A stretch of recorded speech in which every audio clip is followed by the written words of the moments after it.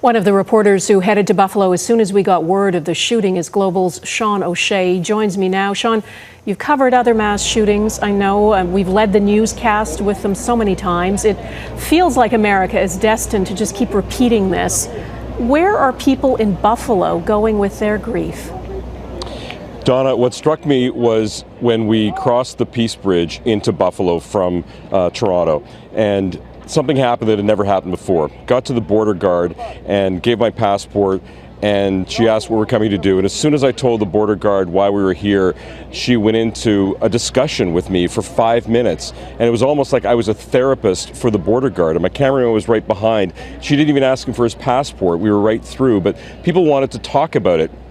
And since we got here yesterday, early yesterday morning, people in this community, which is called Cold Spring, it's in East Buffalo, it's a predominantly African-American community, people have wanted to talk about it. There were prayers yesterday and today, lots of people hugging, lots of people bringing, memorial flowers, those kinds of things, which we see at other mass shootings. But the difference for me here is that this is racially motivated. That's not the case at many other mass shootings. And so people, I think, here have a feeling that this is different and they were really targeted here. I want to play you just a couple of comments from the many people we spoke to today.